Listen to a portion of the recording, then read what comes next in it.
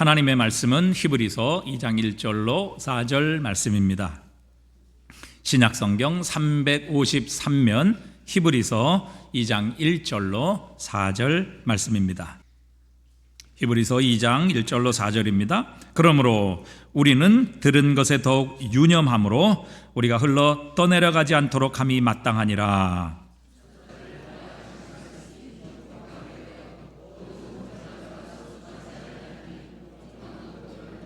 함께 읽습니다. 우리가 이같이 큰 구원을 등한히 여기면 어찌 그 보응을 피하리요. 이 구원은 처음에 주로 말씀하신 바요 들은 자들이 우리에게 확증한 바니 하나님도 표적들과 기사들과 여러 가지 능력과 및 자기의 뜻을 따라 성령이 나누어 주신 것으로서 그들과 함께 증언하셨느니라. 아멘. 이제 오늘부터 우리가 히브리서의 말씀을 몇 주간 함께 나누려고 합니다. 우리가 이 말씀을 올바로 이해하기 위해서는 이 말씀의 배경, 이 말씀을 수신하는 그 수신자들의 상황과 또 사회적인 여건이 어떤 상황이었는가 하는 것을 먼저 살펴보는 것이 이 말씀을 제대로 이해하는 방법이라고 생각합니다. 먼저 이 편지를 받는 성도들은 많은 핍박, 그리고 박해, 사회적인 압박, 그리고 때로는 거짓 선생들의 유혹에 처해 있었습니다. 그래서 많은 성도들이 신앙적인 갈등을 겪고 있었죠. 이런 사람들 가운데 일부 흔들리는 사람들도 있었던 것입니다. 믿음을 아주 잃어버린 것은 아니지만 그러나 이 분위기, 환경 혹은 거짓 선생들로 인하여 그들은 동요하고 이전의 모습으로 돌아가려 하는 사람들이 있었기 때문에 그들을 향해 들은 것, 이미 그들이 듣고 받고 본 것에 대해 유념함으로 흘러 떠내려가지 않도록 하기 위해 본 서신을 기록한 것입니다. 오늘 보면 2장 1절에 보니까 그러므로 우리는 들은 것에 더욱 유념함으로, 이미 들은 것, 이미 그들이 받은 예수 그리스도의 복음에 대해서 유념하라, 더욱 유념하라 이렇게 말씀하십니다. 이 유념하다라는 것은 전적으로 집중하라는 뜻이죠. 이미 우리가 들은 복음, 그리스도 예수에 대해서 전적으로 집중하라. 우리가 뭐 공항이나 터미널 같은 데 가보면 이제 영어로 어나운스먼트를 하면서 pay attention이라는 이야기를 종종 듣습니다. 집중해 주십시오 라는 그런 말이죠. pay attention. 근데 오늘 본문에 유념하다는 말은 must pay attention 이렇게 표현하는 것이 아니라 must pay more careful attention 이라고 표현이 되어 있습니다. 그러니까 굉장히 많은 부사를 통해서 강조하고 있는 것이죠. 그냥 pay attention이 아니라 must pay more careful attention 이라고 표현하고 있는 것입니다. 그저 복음을 슬쩍 쳐다보거나 아니면 그저 말씀을 듣지만 전혀 그 말씀을 일어나면서부터 다 털어버리는 것, 혹은 전혀 마음에 그 말씀이 심기지 않는 것이죠. 예수님께서 씨 뿌리는 비유에서 길가에 떨어진 씨앗에 대해 말씀하셨습니다. 그 씨앗은 능력이 있습니다. 우리의 삶을 변화시키고 우리의 삶을 축복하는 능력이 그 씨앗에 담겨 있었죠. 그러나 길가에 떨어진 씨앗은 아무런 능력도 발휘하지 못했습니다. 새가 주워 먹었기 때문이죠. 즉 악한 사탄이 그 말씀을 빼앗아 갔기 때문입니다. 오늘도 마찬가지죠. 여러분, 하나님께서 우리에게 주신 복음, 이 하나님의 생명의 말씀에 유의하지 않으면 여러분, 그 말씀은 우리에게 아무런 능력을 나타낼 수 없는 것입니다. 말씀의 능력이 없어서가 아니라 그 말씀을 우리가 받아들이고 보존하고 그 말씀이 자라도록 우리가 이것들을 보호하지 않기 때문이지요. 하나님의 말씀에는 능력이 있습니다. 하나님은 말씀으로 천지 만물을 창조하셨습니다. 그분이 있으라 말씀하실 때 말씀대로 세상은 존재하고 생기고 만들어지게 된 것이죠. 그 말씀을 하나님께서는 우리의 심령에 오늘도 뿌리고 계십니다.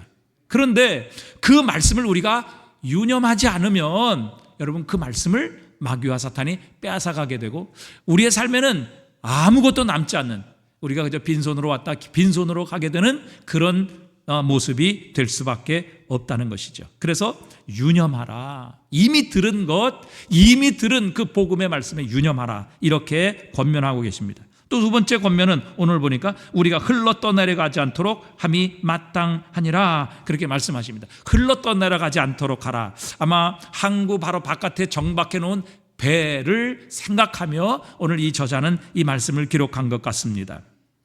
우리가 저쪽에 영도 쪽에도 가면 항구에 들어가기 전에 배가 많이 정박해 있는 것을 보게 됩니다. 그래서 때가 되고 또 시간이 되면 배가 한 척씩 항구로 들어가서 하역을 하고 또 물건을 내리고 다시 물건을 싣고 돌아가게 되는 것이죠. 여러분, 그런데 바로 항구 바깥에 정박한 배를 생각해 보십시오. 배가 목적지인 항구에 이르지 못한 채 그저 바깥에서 조류에 떠밀려 자신도 모르게 떠내려가는 것은 이건 너무 안타까운 일입니다. 항구가 바로 앞인데, 바로 눈앞에 보이는데 그 항구에 도착하지 못하고 그 바깥에서 그저 머뭇거리다가 결국 그 배가 조류에 의해서 흘러 떠내려가 버리는 것이죠. 여러분, 성경에 따르면 예수 그리스도의 복음에도 얼마든지 그런 일들이 일어날 수 있다. 떠내려갈 수 있고 실제적으로 많은 사람이 복음을 듣고 복음을 알았지만 그러나 그 복음에 머물지 못하고 결국 떠내려가게 되었다. 디모데후서 4장 10절은 이렇게 말씀하십니다. 대만은 이 세상을 사랑하여 나를 버리고 데살로니가로 갔고 그레스게는 갈라디아로 디도는 달마디아로 갔고 누가만 나와 함께 있느니라. 함께 바울과 함께 복음을 전했고 또 목숨을 걸고 예수 그리스도의 십자가를 전했던 사람들, 그러나 때로는 여러 유혹에 의해 때로는 핍박 때문에 세상을 사랑함으로 말미암아 머물지 못하고 항구에 도착하지 못하고 바깥에서 떠밀려 내려가는, 그래서 대만은 이 세상을 사랑하여 나를 버리고 데살로니가 갔고 그레스게는 갈라디아로 디도는 달마디아로 다 가버렸다. 오직 누가만 나와 함께 있느니라. 바울은 그렇게 안타까운 마음을 고백하고 있습니다. 여러분, 복음을 접하고 복음에 관심을 보이는 사람들이 많이 있습니다. 이를테면 항구 입구까지 오는 것이죠. 조금만 더 들어가면 항구에 다다를 수 있습니다. 그런데 안타깝게도 이런 저런 이유로 어정쩡하게 있다가 복음을 받아들이지 못하고 떠내려 가는 것입니다. 항구가 빤히 보이는데도 이렇게 지나쳐 버리는 경우는 이건 얼마나 무서운 일인지 알 수 없습니다. 그래서 히브리서 기자는 이 같은 위험에 처해 있는 성도들을 향해 오늘 경고하고 있는 것이죠. 한 영혼이 그리스도의 복음을 접하고 그 능력을 잠깐이라도 경험하고 나서 그대로 떠나 다시 되돌아오지 못하는 것, 여러분, 이것보다 안타까운 일, 무서운 일은 없을 것입니다. 그리고 오늘 히브리서 기자는 세 번째 경고를 우리에게 날리고 있습니다. 이 큰 구원, 3절에 보니까 우리가 이같이 큰 구원을 등한히 여기면 어찌 그 보응을 피하리요? 라고 말씀하십니다. 다른 일에 정신을 파느라 구원에 주의를 기울이지 못하는 것이죠. 결국 심판에 이르게 되는 것입니다. 복음을 듣습니다. 복음을 압니다. 구원이 앞에 있음을 압니다. 그럼에도 불구하고 그것을 등한히 여기는 것이지요. 복음을 듣는 사람, 아는 사람들이 세상에 많이 있습니다. 마음으로는 복음이 옳고 그것이 참되다는 사실을 압니다. 그러나 언젠가는 주의를 기울여 진지하게 복음이 전하는 말을 듣겠노라, 이렇게 미루며 어정쩡하게 서 있는 사람들이 얼마나 많은지 알 수 없습니다. 천국과 지옥에 대해, 죄에 대해, 하나님의 심판에 대해 분명히 듣고 압니다. 그러나 모든 것을 등한시합니다. 다른 일에 빠져 복음에 관심과 시간을 투자하지 못합니다. 전도하다 보면 이런 분들을 많이 만납니다. 예수 믿고 구원 받으십시오. 교회 출석하십시오. 그러면 지금은 제가 참 바쁩니다. 할 일이 많습니다.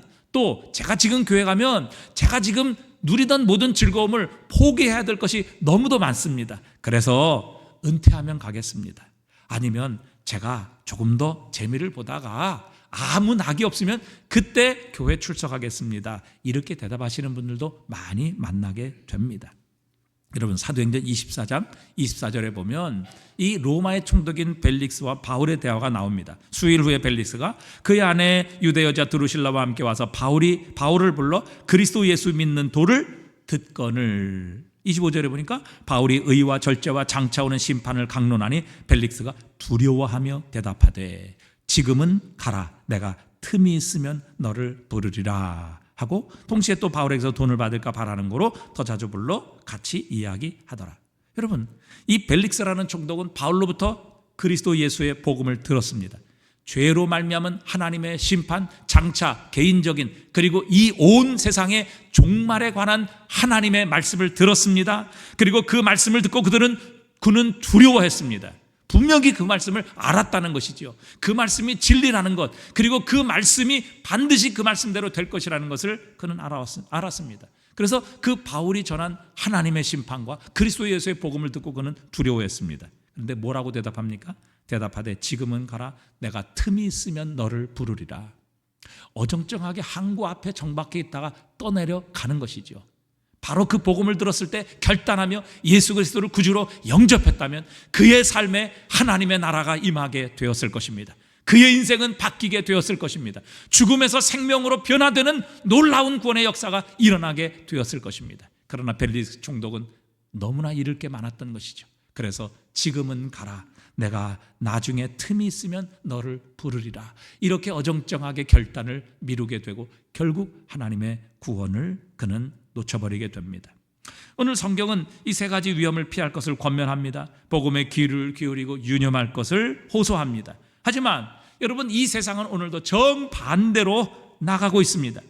많은 다른 일에 큰 관심을 쏟으면서도 가장 중요한 복음을 들어야 하는 이 분명한 이유를 전혀 깨닫지 못하고 유념하지 않고 그저 우리는 이 세상에 자신의 삶을 보내고 있는 것이죠. 자, 그렇다면 오늘 이 복음, 우리가 이미 들은 복음을 숙고하기 전에 과연 우리는 복음의 내용, 복음이 무엇인지 우리가 정확하게 알고 있는가 하는 것을 먼저 점검해야 합니다.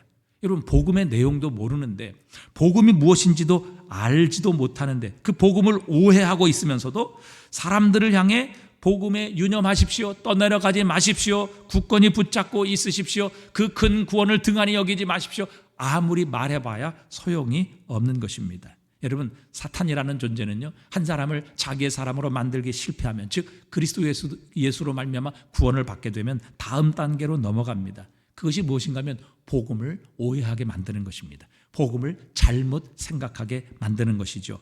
그러므로 자신은 여전히 복음 안에 있고 자신은 구원받았다, 이렇게 착각하게 만드는 것입니다. 그렇게 되면 어떻게 됩니까? 나중에 마지막에는 하나님의 구원을 잃어버리는 일들이 일어나게 되기 때문입니다. 그렇기 때문에 여러분, 이것은 오늘 우리의 구원을 위해 정말 중요한 말씀입니다. 유념해야 되고 떠내려가지 말아야 되고 등한히 여기지 말아야 될 우리의 삶에, 우리의 인생에 가장 중요한 복음의 내용이라는 것을 우리는 오늘 기억해야 합니다. 자, 그러면 여러분, 복음을 오해하고 착각하는 사람들이 어떤 사람들이 있을까요? 이 세상에는요, 행복을 찾는 사람들이 참 많습니다. 저마다 다양한 이유로 이 행복을 찾지 못했기 때문이죠. 그래서 불행한 삶을 삽니다. 그러다가 행복하게 해주겠다는 다양한 해결책을 찾습니다. 그리고 복음을 접하거나 혹은 전도자들을 통해서 성경과 교회를 접하고 거기서 행복을 찾을 수 있다, 그런 소식을 듣습니다. 그런 사람들은 자신을 행복하게 해주고 자신의 소원에 초점을 맞추어 하나님의 말씀을 듣고 받아들입니다. 자신을 행복하게 해줄 성경 구절을 찾아내고 오직 그 구절만을 붙잡고 다른 내용은 잘 듣지 않습니다. 예를 들어 시편 23편 같은 여호와는 나의 목자시니 내게 부족함이 없으리로다. 그 말씀에 행복을 느낍니다. 그리고 그것으로 말미암아 자신은 그리스도인이다, 자신은 구원받았다, 이렇게 착각을 하는 것이죠. 여러분, 세상에도요, 행복을 약속하는 이단들, 단체들이 얼마든지 많이 있습니다. 모든 이단들도 성경의 몇몇 구절을 뽑아서 자신들의 교리로 만들고 그것을 이용해서 사람들을 끌어들입니다. 그것뿐이 아니죠. 여러분, 걱정과 근심에서, 염려에서 벗어나기를 바람으로 여러분, 교회를 찾고 신앙생활을 하는 사람들도 많이 있습니다. 근심과 부담에 짓눌려서 거의 신경쇠약이나 정신병에 걸릴 지경에 이른 사람들이 우리 주변에 도처에 널려 있습니다.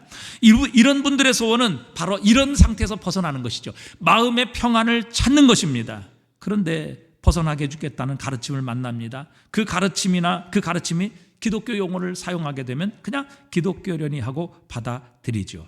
그러나 여러분, 그런 가르침을 받았다고 정말 그 사람이 기독교인일까요? 구원 받았을까요? 하나님의 자녀가 되었을까요? 여러분, 이것이 문제인 것입니다. 또 여러분, 이전에 우리는 참 가난했습니다. 먹을 것이 없어서 끼니를 때우는 것을 걱정해야만 하는 그런 시절을 우리는 지나왔습니다. 저도 참 가난했는데 먹을 것이 없어서 끼니를 굶는 그런 날들도 있었습니다. 그래서 저는 지금도 음식점에 들어가기 전에 반드시 제 지갑을 열어 지갑에 돈이 얼마 있나, 음식을 정말 먹을 돈이 있는가, 이것을 확인하고 들어가는 이런 습관이 아직도 저에게는 남아 있습니다. 돈이 없었기 때문이죠. 너무 가난했기 때문입니다. 여러분, 우리가 가난에서 벗어나는 것이 얼마나 우리의 소원입니까? 얼마나 소망하는 일입니까? 그리고 교회를 다니면 하나님이 복을 주시면 이 가난에서 벗어날 수 있다, 하나님께서 복을 주시면 잘 살 수 있다, 이것을 복음으로 여기고 교회에 나와서 신앙생활하는 분들도 많이 있을 수 있습니다. 그분들 가운데 마치 신앙도 하나님과 거래하는 것으로 생각하고, 내가 하나님께 충성하고 하나님께 헌신하고 하나님께 드리면 하나님은 30배, 60배, 100배의 복을 주실 것이다, 이렇게 생각하며 하나님께 투자하는 마음으로 신앙생활하고 교회 나오시고 봉사하시는 분들도 많이 있습니다. 그러나 여러분, 중요한 사실은 하나님은요, 우리가 죄인 되었을 때 하나님께서 가장 사랑하시고 가장 중요하시고 그분에게 모든 것이 되시는 예수 그리스도를 우리에게 내어주셨습니다. 우리가 헌신하고 우리가 무엇인가를 드려 하나님께서 그의 대가로 우리에게 복을 주시는 것이 아니라는 사실입니다. 하나님은 이미 가장 중요한 것, 가장 위대한 축복을 우리에게 주셨습니다. 그것도 이미 우리가 죄인 되었을 때에 이 축복을 우리에게 주신 것입니다.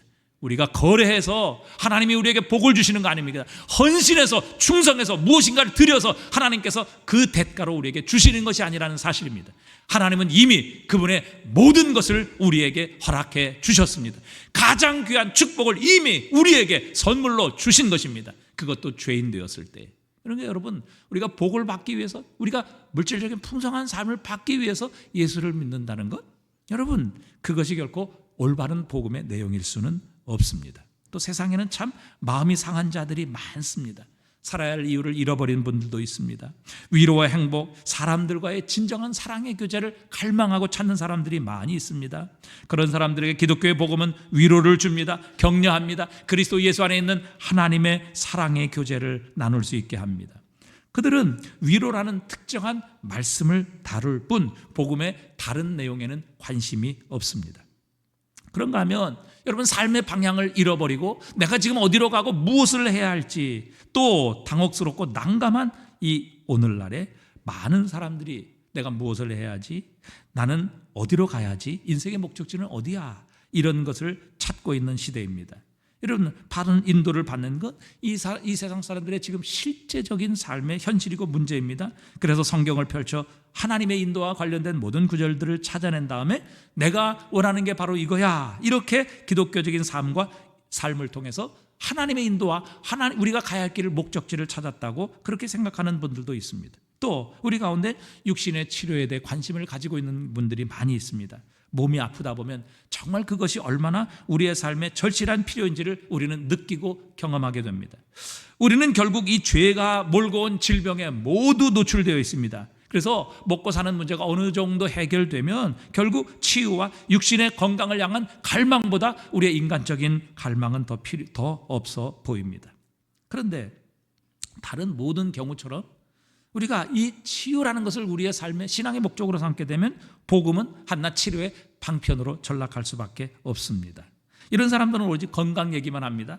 예수 그리스도의 복음은 단순한 치료의 방편이나 수단이 되어질 수밖에 없는 것이죠. 여러분, 이런 여러 가지 이유로 복음을 듣고 교회를 찾고 신앙생활을 하시는 분들이 없지 않아 많이 있습니다. 물론 여러분, 예수 그리스도의 복음은 우리에게 행복을 주십니다. 걱정에서 벗어나 진정한 평안을 주십니다. 우리를 위로해 주시고 우리의 삶이 가야 할 분명한 방향과 그 길을 인도해 주십니다. 또 하나님의 놀라운 능력은 기적적인 치유와 회복을 가능케 하십니다. 우리로 하여금 세상과 구별된 경건하고 도덕적인 삶을 살도록 만들어 주십니다. 그러나 여러분, 중요한 것은 우리가 여기에 머물러서는 안 된다는 사실이죠. 여러분, 이 모든 것에 우선하는 것이 있습니다. 그 일이 먼저 일어나야 다른 모든 것들이 우리에게 복이 되고 우리의 삶을 따라올 수 있는 것입니다. 이 일이 없이 여러분, 그리스도의 다른 축복을 받으려 하는 사람은 지금 스스로 속고 있는 것입니다. 광명의 천사로 가장한 이 세상의 신 사탄에 의해 지금 속고 있는 것이라는 사실입니다. 여러분, 가장 중요한 메시지, 우리의 삶의 가장 우선적인 메시지가 무엇입니까? 그것은 바로 구원에 관한 메시지입니다. 이 큰 구원을 등한히 여기면 어찌 하나님의 보응을 피하리요? 오늘 히브리서 기자는 우리에게 말씀하고 계십니다. 여러분, 우리가 구원받지 못했는데 여러분, 행복한 삶을 산다? 무슨 의미가 있겠습니까? 여러분, 구원을 받지 못했습니다. 육신의 질병에 치유받았습니다. 여러분, 또 죽습니다. 영원히 죽습니다. 여러분, 그것이 무슨 의미가 있겠느냐는 것이죠. 여러분, 누가복음 17장에 보면요, 예수님께서 지나가시는 마을에 10명의 나병 환자가 지나갔습니다. 예수님의 소식을 들었죠. 나병은 인생에서 가장 저주받은 질병으로 취급받았습니다. 불치병이죠. 고쳐질 수 없습니다, 당시에는. 그리고 가족들과 공동체로부터 모두 추방당했습니다. 몸은 썩어갑니다. 죽어갑니다. 그와 함께 그의 영혼도 죽어갈 수밖에 없는 가장 죄의 저주받은 질병으로 봐도 취급받았던 것이 나병입니다. 그들이 예수님이 지나간다는 소식을 듣고, 나사렛 예수여, 우리를 불쌍히 여겨 주옵소서, 우리를 불쌍히 여겨 주시옵소서, 간절한 마음으로 모든 힘과 모든 목소리를 다해 주님의 이름을 불렀습니다. 주님께서 그들의 목소리를 들으시고 가서 제사장에 가서 내 몸을 보이라 말씀하십니다. 그들은 제사장에게로 자신의 몸을 보이러 가다가 치유의 역사를 체험하게 되었습니다. 모두 이 죽음의 병인, 그리고 이 저주의 병인 나병에서 고침을 받게 되었습니다. 그런데 그 중에서 9명은 다 기뻐하며 집으로 돌아갔습니다.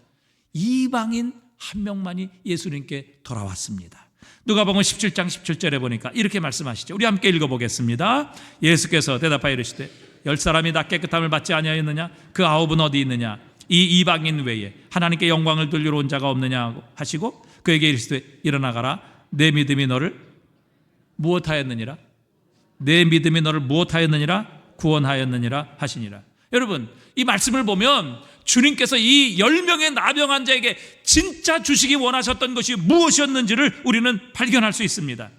바로 죄로 말미암아 죽을 수밖에 없는 우리의 영혼의 나병인 죄와 죽음으로부터 주님은 우리를 구원하시기를 원하셨습니다. 그러나 오늘 나머지 9명은 육신의 나병의 치유에 머물러 있었던 것입니다. 거기에 멈춰서 있었던 것이죠. 그 치유로 만족했던 것입니다. 그것이면 충분하다고 여겼던 것이죠. 아니, 그것이면 다 됐다 이렇게 생각했던 것입니다. 거기에 머물러 있었던 것이죠. 여러분, 그 9명의 나병의 치유를 받았던 환자들, 육신적인 나병에서 치유받았는지는 모르지만, 그러나 그들의 영혼의 죽음, 영원한 죽음에서는 구원받지 못했습니다. 왜요? 육신의 치유에서 거기에 머물러 있었기 때문이죠. 여러분, 바로 여기가 마귀와 사탄이 노리고 있는 지점입니다. 우리를 속이고 있다는 것이죠. 9명의 나병 환자들처럼 우리가 원하는 것, 우리가 만족하는 그곳에 머물러 있다가 진정 우리의 구원이 되시는 예수 그리스도의 항구에 들어가지 못하도록 만드는 것이죠. 여러분, 예수 그리스도를 만나야 합니다.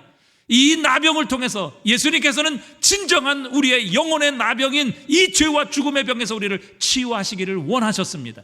우리를 구원하시기를 원하셨던 것이죠. 그러나 9명은 육신의 나병의 치유에 머물러 있었고 그것으로 만족했다가 정말 그것을 통해 예수님이 주시기 원하셨던 진정한 영적인 나병의 치유, 진정한 하나님의 구원을 그들은 찾지 못했던 것입니다. 만나지 못했던 것이지요. 여러분, 예수님이 가장 처음 선포하신 복음이 이것이었습니다. 마가복음 1장 15절에 보니까 이르시되 때가 찼고 하나님의 나라가 가까웠으니 회개하고 복음을 믿으라. 때가 찼고 하나님의 나라가 가까웠다. 때가 찼다는 것입니다. 하나님의 나라가 이제 가까웠다는 것이죠. 이 세상의 마지막 심판이 정해졌다는 것입니다. 그리하여 회개하고 복음을 믿을 때 우리는 이 세상 하나님의 심판과 죄와 죽음과 어둠의 세상에서 구원받아 하나님의 나라로, 빛의 아들의 나라로 우리의 삶이, 우리의 신분이, 우리의 소속이 옮겨질 수 있음을 주님은 선포하셨습니다. 사도들도 예수님께로부터 받았던 이 복음을 전했는데 그들이 전했던 복음도 동일합니다. 오순절날 성령 받은 제자들과 사도들은 유대인들을 향해서 너희가 십자가에 못 박은 예수 그리스도를 하나님이 주와 그리스도가 되게 하셨느니라. 이 예수를 하나님이 살리신지라. 우리가 그분의 죽으심과 그분의 부활과 그분이 지금도 살아계심의 증인이라. 이렇게 선포하고 있었습니다. 자, 우리를 봐라. 우리 저 갈릴리 시골에서 우리가 뭐 외국어 배웠냐? 우리가 뭐 공부했느냐? 우리 저 갈릴리 시골에서 평생 우리가 업으로 그저 뼈가 굵었던 사람이다. 그런데 여러분 보시다시피 전혀 배우지 않은 이 외국어로 온 세계에서 온 사람 유대인들이 들을 수 있는 이 놀라운 다른 나라의 언어로 바로 하나님이 하신 큰 일을 말하는 것, 이것은 바로 그리스도 예수께서 살아계시고 그분이 하나님을 통하여 성령을 우리에게 보내셨기 때문에 우리에게 이런 놀라운 하나님의 역사, 하나님의 능력이 나타나게 된 것이다. 보라, 그리스도 예수가 살아계신다. 그 그리스도 예수의 살아계심의 증인이 바로 우리다, 이렇게 선포했던 것입니다. 그들이 이 말을 듣고 마음에 찔려 베드로와 모든 사도들에게 묻습니다. 우리가 어찌할지고, 우리의 죄를 어찌할꼬. 그들은 그 복음 앞에 통곡하며 회개하며 자신의 죄를 자신이 결코 사할 수 없다는 것, 이 죄에서 스스로 용서받을 수 없다는 것을 그들은 단식하며 하나님 앞에 회개했습니다. 어떤 방법으로든지 그들은 자신의 죄에서 구원받을 방법이 없다는 것을 인정했고 그들은 통회하며 자복했습니다. 단식했습니다.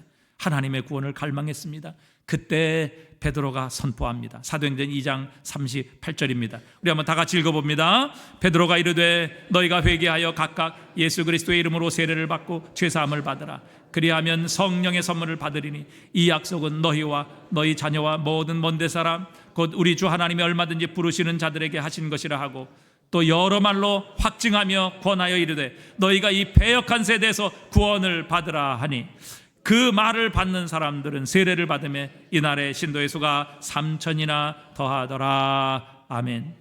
여러분, 우리가 그리스도 예수를 만났다면 우리는 하나님 앞에 회개할 수밖에 없습니다. 내 죄를 고백할 수밖에 없습니다. 그리스도 예수의 죽음이, 십자가의 죽음이 없다면 나는 구원받을 다른 길이 없다는 것을, 다른 소망이 없다는 것을 우리는 느끼고 경험할 수밖에 없는 것입니다. 그래서 여러분, 예수를 믿는다고 하는데 회개한 적이 없다, 애통해 본 적이 없다, 내 죄를 인정해 본 적이 없다, 여러분, 예수를 만나지 못한 것입니다. 예수님께 가까이 가지 못한 것입니다. 예수님을 만났는데, 그분을 만났는데 여러분 내 죄를 보지 못한다는 것, 내 죄가 얼마나 중하다는 것을 깨닫지 못한다는 것은 여러분 예수님을 만나지 못한 것입니다. 예수님을 만났다면 우리는 우리 죄에 대한 철저한 회개가 있어야 합니다. 우리의 죄에 대한 탄식과 탄복이 있어야 합니다. 우리의 죄를 회개할 때 내 이 죄로 말미암아 죽을 수밖에 없으며 우리는 결코 하나님의 존전에 설 수 없다는 이 절망을 우리가 경험하고 느끼게 될 때 우리는 비로소 십자가에 나를 위해 죽으신 예수 그리스도를 필요로 하게 되는 것입니다. 그분을 믿을 수 있게 되는 것입니다. 그분을 나의 주 나의 하나님으로 영접할 수 있게 되는 것입니다. 이 회개 없이 예수 그리스도를 만났다, 거짓말입니다. 만나지 못한 것입니다. 예수 그리스도를 만났는데 내 죄를 내 죄를 깨닫지 못한다, 이런 일은 있을 수 없는 것입니다. 여러분, 예수 그리스도를 만난 사람, 내 죄를 회개하고 죄사함을 받을 때 우리는 진정 그리스도 예수를 인격적으로 만나게 되는 것입니다. 예수 그리스도를 필요로 하는 것입니다. 그리스도 예수만이 우리를 죄에서 용서하시고 우리를 영원한 죽음에서 구원하실 수 있는 유일한 구주라는 것을 우리는 필요로 느끼게 되는 것입니다. 이 어둠과 흑암의 권세에서 우리를 하나님의 나라로 옮기실 수 있는 유일한 구원이 예수 그리스도라는 사실을 우리는 인정할 수밖에 없습니다. 그리스도의 십자가의 죽음이 없으면 나는 내 죄사함을 받을 다른 소망이 없습니다. 하나님을 배울 수 있는 가능성은 없습니다. 천국의 일을 다른 길은 없습니다. 지옥에 떨어져 영원히 비참하게 살 운명을 피할 수 없습니다. 여러분, 예수 그리스도를 만나고 그분을 고백한 자들에게는 내가 죄인임을 깨닫는 자에게는 이런 고백이 나올 수밖에 없는 것입니다. 여러분, 행복을 찾기 전에, 몸의 치료를 구하기 전에, 우리의 문제가 해결되든 모든 것이 풀리기 전에 여러분, 우리의 영적 상태를 직시해야만 합니다. 우리는 지금 마지막 날을 향해 피할 수 없는 길을 걸어가고 있습니다. 그리스도와 관계없이 여러분 평생을 노력하고 모든 것을 투자할지라도 여러분 그리스도에서 관계없다면 그것은 결국 모두 불에 다 없어지게 되고 사라지게 되는 그런 날이 오게 될 것입니다. 여러분, 기네스북이라는 것이 있죠. 세계에서 가장 최초 혹은 최고가 되는 것입니다. 어떤 사람은 세계에서 제일 키가 큰 사람 2m 64cm, 어떤 사람은 코털이 제일 긴 사람 2m 50, 또 평생 손톱을 한 번도 안 자른 사람 1m 50, 이런 세계적인 기록을 기록해 놓은 책이 바로 기네스북입니다. 그런데 이 기네스북에 한번 오르는 것이 평생인 소원인 남자가 있었습니다. 기네스북에 오를 심산으로 개미 한 마리를 잡아서 10년간 훈련을 시켰답니다. 그래서 그 개미는 노래만 나오면 춤을 추게 되었습니다. 남자는 이제 자신이 기네스북에 오를 심사를 기다리면서 먼저 식당을 들렀습니다. 그래서 간단한 점심을 주문했죠. 식당 한쪽에 스피커에서 흥겨운 음악 소리가 흘러나왔습니다. 그러자 개미는 그 노랫소리를 듣고 막 신나게 춤을 추기 시작했습니다. 그 모습을 본 남자가 이거 누구인가 꼭 자랑하고 싶었습니다. 너무너무 자랑하고 싶어서 지나가던 웨이터를 불렀습니다. 웨이터 이리 와서 이것 좀 보소. 그러자 웨이터가 달려와서 개미를 보더니 손가락으로 꾹 눌러서 죽였습니다. 그러면서 손님 죄송합니다. 다시는 이런 일이 없도록 하겠습니다. 여러분 이렇게 웨이터가 여러분 생각해 보세요. 그 테이블 위에 음식 옆에 여러분 개미가 춤을 추고 있다고 그러면 웨이터가 가만히 있겠습니까? 그래서 결국 웨이터가 엄지손가락으로 꾹 눌러서 죽여버린 것이죠. 여러분 10년을 공들여 훈련했습니다. 얼마나 허무한 일입니까? 여러분 우리의 삶에도 얼마든지 이러한 일이 일어날 수 있다는 사실입니다. 마태복음 7장에 보면 예수님께서 70명의 전도대를 파송하십니다. 그들을 통해 놀라운 역사가 일어납니다. 기적이 일어납니다. 병든 자가 치유됩니다. 죽은 자가 살아납니다. 악한 마귀와 사탄의 권세들이 떠납니다. 그러자 제자들이 그 그리스도 예수의 이름으로 말미암아 나타난 역사들을 기뻐하며 주님께 돌아와서 기쁨으로 보고를 합니다. 주님의 이름으로 귀신들도 쫓아내며 여러분 놀라운 치유의 역사도 일어났습니다. 이렇게 기뻐하며 예수님께 보고를 드렸습니다. 그때 주님께서 이렇게 말씀하십니다. 뭐라고 말씀하십니까? 내가 너희에게 뱀과 전갈을 밟으며 원수의 모든 능력을 제어할 권능을 주었으니 너희를 해할 자가 결코 없으리라. 누가복음 10장 20절 이렇게 말씀하십니다. 누가복음 10장 20절 우리 한번 보여주시기 바랍니다. 자, 우리가 함께 20절 다 같이 읽어보겠습니다. 그러나 귀신들이 너에게 항복하는 것으로 기뻐하지 말고 너희 이름이 하늘에 기록된 것으로 기뻐하라 하시니라. 여러분 이게 무슨 말씀입니까? 제자들을 통해 놀라운 기적이 일어났고 하나님의 능력이 나타나고 귀신들이 쫓겨나는 역사가 일어났습니다. 그러나 그런 놀라운 능력과 기적과 역사가 일어날지라도 구원받지 못했다면 그것은 아무런 의미가 없다고 말씀하시는 것입니다. 여러분 마태복음 7장 22절에서도 이렇게 말씀하십니다. 그날에 우리 마태복음 7장 22절입니다. 우리 한번 다 같이 읽어보겠습니다. 그날에 많은 사람이 나더러 이르되 주여 주여 우리가 주의 이름으로 선지자 노릇하며 주의 이름으로 귀신을 쫓아내며 주의 이름으로 많은 권능을 행하지 아니하였나이까 하리니 그때에 내가 그들에게 밝히 말하되 내가 너희를 도무지 알지 못하니 불법을 행하는 자들아 내게서 떠나가라 하리라. 아니 주님을 위해 평생 일하고 여러분 주님을 위해 선지자 노릇하며 귀신 쫓아내고 많은 권능도 했는데 막상 주님 앞에 섰을 때 나는 너 몰라 떠나가라 여러분 이런 말씀을 듣는다면 여러분 우리의 삶이 어떻게 되겠습니까? 평생 수고하고 평생 헌신하고 평생 모든 것을 드렸지만 나는 너 몰라 저리 가 이렇게 주님으로부터 말씀을 듣는다면 너 천국에 있을 수 없어 나와 함께 있을 수 없어 너 지옥으로 가 떨어져 이렇게 말씀을 우리가 주님으로부터 듣는다면 여러분 이런 비참하고 이런 불쌍한 인생이 어디에 있겠습니까? 그러기에 여러분 우리는 우리의 인생에서 가장 중요한 필요는 바로 구원입니다. 우리 하나님을 알아야 합니다. 그리스도 예수를 만나야 합니다. 예수 그리스도 안에만 구원이 있다는 것을 우리는 알아야 한다는 것이죠. 우리가 행복을 추구하고 건강을 소원하고 우리의 갈 길을 찾고 우리가 원하는 풍성한 삶과 평안의 삶에 머물러 있는 것이 아니라 우리는 이것을 통해 예수 그리스도라는 항구에 이르러야 한다는 사실입니다. 거기에 머물러 있다가 또 내려가는 것이 아니라 그것을 통해 우리의 진정한 구원이 되시는 예수 그리스도 앞으로 나가야 한다는 사실입니다.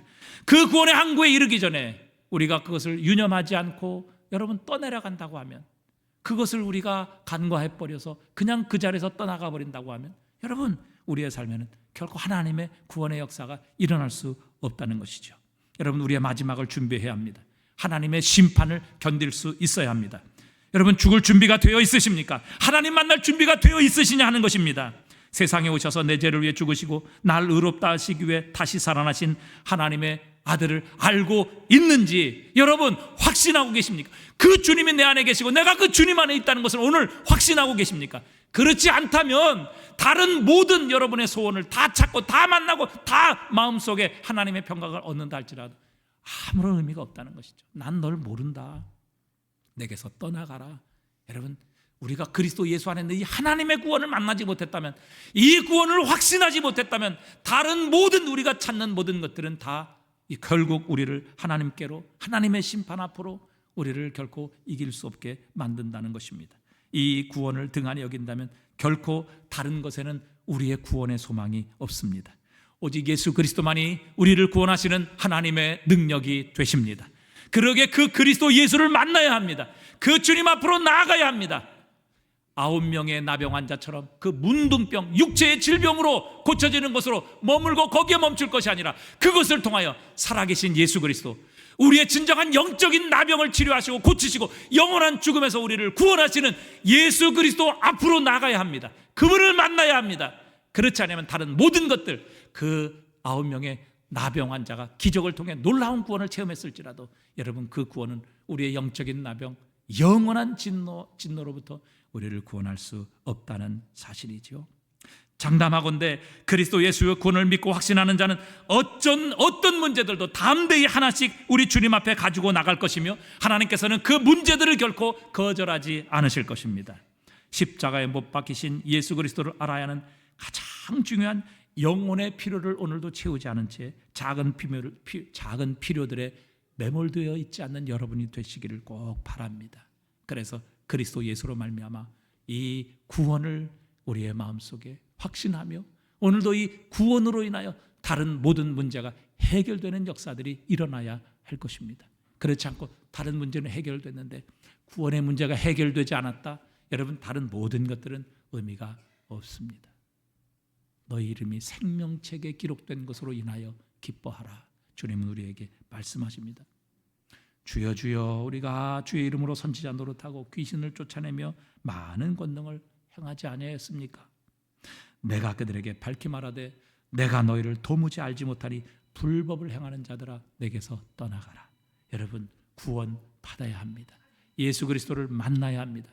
그분 안에 있으셔야 하고 그분이 우리 안에 계셔야 합니다.